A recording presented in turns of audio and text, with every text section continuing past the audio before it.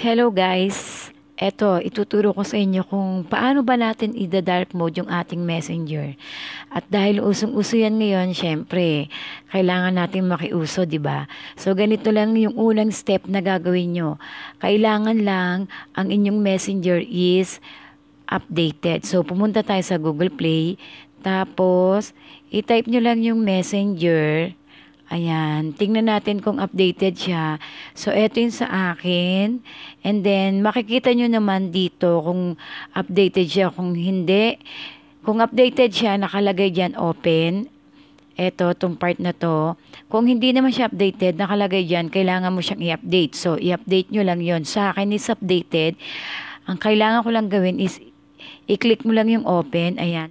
So, nandito na tayo sa ating chat. So, ang kailangan mo lang gawin is pumili ng isang contact mo na gusto mong sendan ng half moon. Half moon lang yun eh. So, ako pipili ako. For example, ito napili ko. Itong kawork ko. And then, pili ka lang dyan. And then, ayan, hanap mo si moon. Babagsak yung mga moon.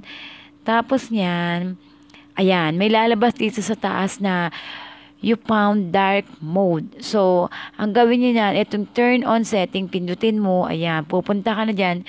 Ito yung dark mode niya. Ito, ayan, i-on mo lang siya. Yan, tapos work in progress. Yan lang, sabi niya lang dyan, ihintayin daw natin siyang matapos. Tapos, ayan. O, di ba ang ganda? Ayan na yung dark mode niya. Ayan na guys, ang ganda ng ating messenger na dark mode na siya. Mas maganda siyang tingnan actually kumpara dun sa puti. Kasi hindi siya masakit tingnan sa mata. Unlike sa puti na masakit-sakit siya sa mata, ito okay na okay siya. So ayan guys, napakasimple lang ng gagawin natin. Hindi na natin kailangan mag-root para i-dark mode ang ating messenger. Just send lang ng half moon sa inyong friend list, kahit isa lang sa inyong contact, tapos i-turn on nyo lang yung dark mode na nakita nyo kanina, mag-send sa inyo. Yun lang guys, sobrang simple lang. So guys, yan lang sa ngayon. Maraming po salamat.